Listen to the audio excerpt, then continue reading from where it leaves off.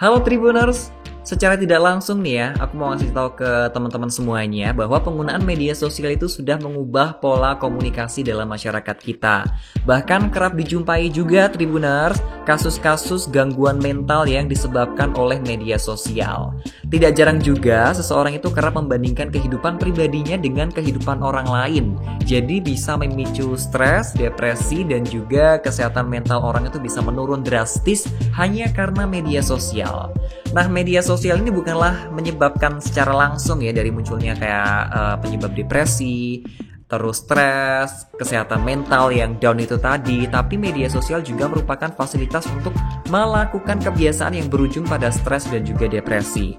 Nah, di Tribun News Style kali ini, Hakim bakal ngasih tahu kamu tentang beberapa gangguan atau beberapa dampak buruk dari penggunaan media sosial terhadap kesehatan mental kita atau terhadap kebiasaan kita dalam beraktivitas di sehari-hari, ya kan? Yang pertama nih, buat teman-teman yang belum tahu, ternyata media sosial itu kalau kita menggunakannya terlalu berlebihan, kita bakal muncul perasaan takut ketinggalan informasi. Nah, media sosial bisa mendekatkan yang jauh, tetapi juga memang bisa menjauhkan maksud Hakim yang dekat ya. Kemudian memunculkan rasa terisolasi dari lingkungan sekitar. Dalam sebuah studi yang Hakim kutip dari kompas.com dari laman Life Sense pada tahun 2017, ternyata banyak orang yang menghabiskan lebih banyak waktu di media sosial dan dikaitkan dengan perasaan terisolasi dari secara dunia sosial yang nyata gitu. Nah, di sisi lain media sosial itu juga bisa menyebabkan fear of missing out atau FOMO. Jadi ketakutan kita dalam ketinggalan informasi itu disebut dengan istilah FOMO. Nah, seseorang yang cenderung dengan sering melihat media sosial biar tetap terus bisa mengikuti suatu tren dan dia nggak kepengen ketinggalan tren tersebut, dia sedang ada pada sindrom FOMO. Nah, kira-kira kamu kayak gitu nggak nih Tribuners? Kamu bisa sharing-sharing nih ya sama Hakim di sini di kolom komentar yang sudah tersedia di bawah. Kemudian yang kedua juga ada doomschooling. Doomschooling ini merupakan sebuah kondisi perilaku kita sebagai manusia yang cenderung terus mencari informasi di internet. Kalau tadi ada FOMO itu takut ketinggalan informasi di internet. Kalau doomschooling itu kita cenderung pengen menggali informasi terus-menerus yang ada di internet. Nah, ini kebalikan, hampir sama lah ya. Dan perilaku tersebut masih berhubungan dengan FOMO juga nih Tribuner. Jadi sangat amat disayangkan banget kalau kebanyakan dari kita itu menggunakan sosial media dengan scrolling hanya untuk mencari informasi yang berdampak buruk pada diri kita. Misalnya kita ngelihatin postingannya mantan kita yang sudah punya gandengan gitu ya kan ya. Aduh, mangsat juga ini ya kan ya. Jadi bakal nimbulin rasa depresi dan juga stres serta kecewa kalau kita benar-benar terlalu berlebihan dalam scrolling itu tadi. Terus yang ketiga itu membandingkan kehidupan di media sosial. Jadi emang media sosial itu bisa merubah sudut pandang kita terhadap kehidupan orang lain.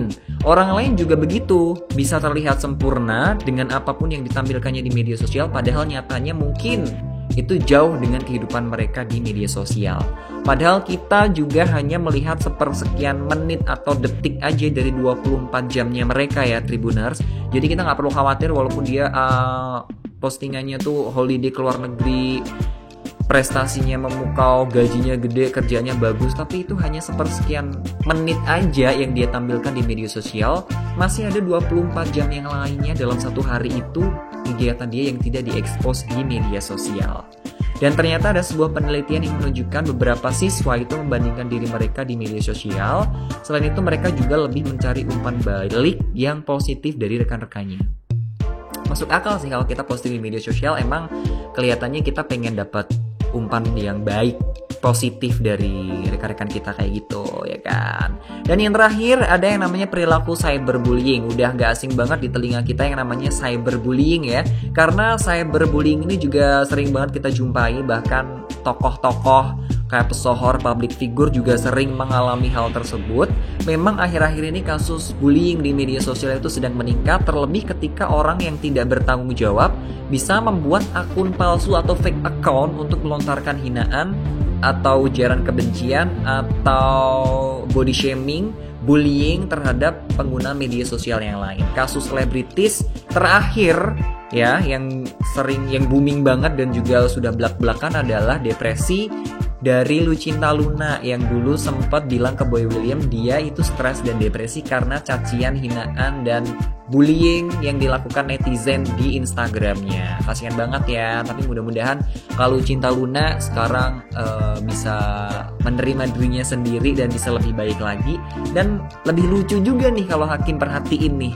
Jadi cukup menghibur banget nih Lucinta Luna ya di media sosial, konten-kontennya dia. Nah, jadi dari sifat depresi yang kayak dialami sama Lucinta Luna itu bisa memutuskan dirinya untuk melakukan hal-hal yang tidak diinginkan, kayak misalnya mengkonsumsi obat-obatan terlarang. Nah, itu tadi Tribuners beberapa hal yang buruk dari penggunaan sosial media, dan pesan Hakim buat kamu gunakan sosial media dengan baik. Hakim di sini juga sama. Hakim tidak 100% menggunakan sosial media itu dengan baik, tapi kita sama-sama berusaha how to make yourself better than now with your social media, and we can learn about something from social media. Kita bisa dapat sesuatu yang baik, a positive vibes from your social media, dan tentunya kita bisa share something yang positif juga kepada orang-orang dari apa yang kita punya. Oke, mungkin itu aja yang bisa Hakim kasih tahu ke kamu di Tribun News Style kali ini. Sampai jumpa di Tribun News Style berikutnya barengan Hakim atau barengan teman-teman yang lain juga bisa. Hakim mau ngapain ya? Mau ngeset ini dulu deh sosial media ya, biar rapi dan biar Hakim juga bisa punya jadwal kapan harus main sosial media. Oke, sampai jumpa dan ya udah sih.